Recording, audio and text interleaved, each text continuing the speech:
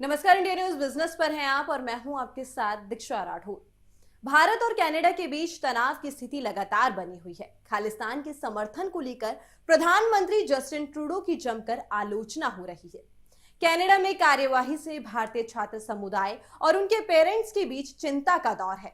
इन सारी बातों के बीच भारत के हाथ में कनाडा की वो कमजोर नब्ज है जिस पर चोट उसके लिए बहुत बड़ी मुश्किल खड़ी कर देगी। कनाडा की ये कमजोरी है कि उसकी इकोनॉमी इंटरनेशनल स्टूडेंट्स पर डिपेंड है।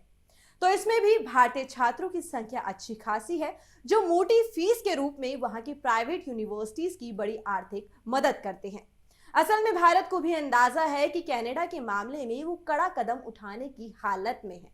इस मामले में अगर भारत ने फैसला लिया तो कनाडा की सांसें बंद हो जाएंगी। अगर दोनों देशों के संबंध ज्यादा खराब होते हैं तो भारत अपने यहां से छात्रों के कनाडा जाने पर प्रतिबंध लगा सकता है।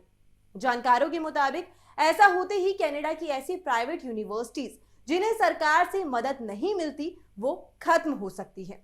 एक्सपर्ट्स के मुताबिक हर साल इंटरनेशनल स्टूडेंट्स कनाडा की इकोनॉमी में $30 बिलियन का योगदान करते हैं। अगर भारत ने अपने छात्रों पर प्रतिबंध लगाया तो इस सेक्टर के लिए यह बड़ा झटका होगा। इतना ही नहीं, यहाँ के अलग अलग इलाकों में रहने वाले भारतीय छात्र वहां पर किराए के रूप में भी बड़ा योगदान करते हैं। बता दें कि कनाडा के ऑडिटर जनरल बोनी लिसिक पैसे के मामले में इंटरनेशनल स्टूडेंट्स पर डिपेंडेंसी के खतरे को पहले ही गिनवा चुके हैं। 2021 की रिपोर्ट में उन्होंने कहा था कि अगर कुछ देशों के छात्र कनाडा में प्रवेश करने में असमर्थ होते हैं तो राजस्व को अचानक और बड़े पैमाने पर नुकसान हो सकता है। ऐसे में अगर एक ऐसा देश अपने छात्रों को रोक दे जिसके छात्र का हिस्सा 40% है तो क्या हाल होगा, इसका अंदाजा लगाया जा सकता है। कनाडा सरकार के आंकड़ों के अनुसार 2022 में कनाडा में 5.5 लाख इंटरनेशनल स्टूडेंट्स में से 2.26 लाख स्टूडेंट भारत से थे और 3.2 लाख भारतीय छात्र वीजा पर कनाडा में रह रहे थे और इसकी अर्थव्यवस्था में मदद कर रहे थे। यह भी ध्यान देने वाली बात है कि अर्थव्यवस्था में उनका योगदान मिनी नौकरियों के माध्यम से उनकी कमाई से कहीं ज्यादा है। हाल ही में कुछ इंटरनेशनल आर्टिकल्स में भी इस बात को लेकर चिंता जताई गई थी। इसमें लिखा गया था कि भारत और कनाडा के बीच बढ़ते तनाव के चलते वहां आने वाले भारतीय छात्रों की संख्या कम हो सकती है। कनाडा की सरकार द्वारा जारी आंकड़ों के मुताबिक यहां आने वाले कुल 8 लाख इंटरनेशनल स्टूडेंट्स में से 40% इंडियन है।